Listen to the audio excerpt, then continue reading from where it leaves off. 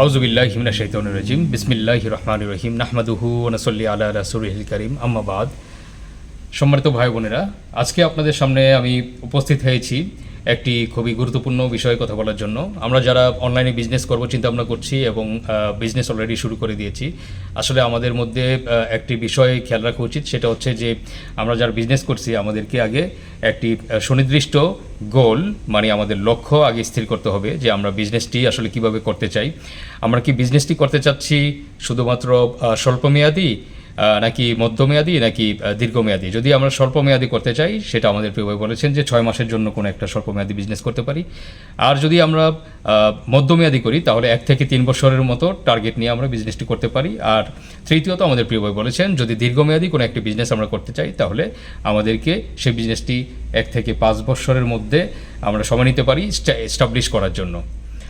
এজন্য আমাদেরকে এই বিজনেসকে স্ট্রং করার জন্য আমাদের কিছু গুরুত্বপূর্ণ কথা আমাদের প্রিয় ভাই বলেছেন যে আমাদের সবসময় অ্যাক্টিভলি আমাদেরকে ফেসবুকে পোস্ট দিতে হবে। এর পাশাপাশি আমাদের কাস্টমারের সাথে সুন্দর ব্যবহার করতে হবে, কাস্টমারের সাথে ভালো সার্ভিস দিতে হবে, কাস্টমারের সাথে কখনো রুড আচরণ করা যাবে না, কাস্টমারের সাথে ছলনা করা যাবে না। যদি আমরা টিকে থাকতে চাই আমাদের এই অনলাইনের প্রতিযোগিতার যুগে, যদি আমরা বিজনেসকে আমাদের একটি ভালো পর্যায়ে নিয়ে যেতে চাই, একটি ব্র্যান্ডিং পর্যায়ে নিয়ে যেতে চাই, তাহলে আমাদের কষ্ট অপরিসীম। আমাদের একদিনই আমাদের গোল চলে আসবে না। অনেকে দেখা যায় যে আমরা শুধুমাত্র অল্প কয়েকদিন বিজনেস করি, বিজনেস করার পর আমরা হাল ছেড়ে দিই। আসলে এইভাবে হবে না।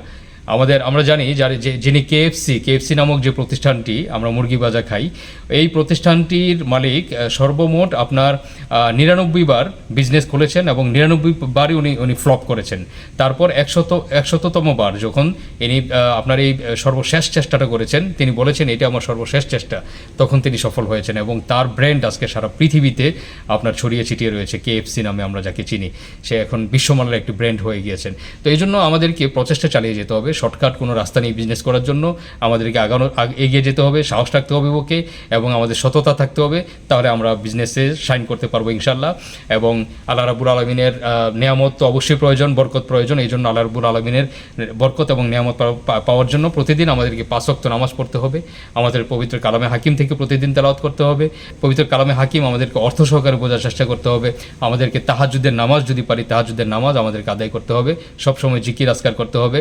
তাহলে আল্লাহ রাব্বুল আলামিন অমাই ইয়ারযুকুল্লাহু মিন হাইসু লা ইয়াহতাসিব, আমাদের রাব্বুল আলামিন আমাদেরকে এমনভাবে নিয়ামত দিবেন যে কোথা থেকে আসতেছে, ডান থেকে বাম থেকে উপর থেকে নিচ থেকে চতুর্দিক থেকে আমাদের জন্য নিয়ামত চলে আসবে।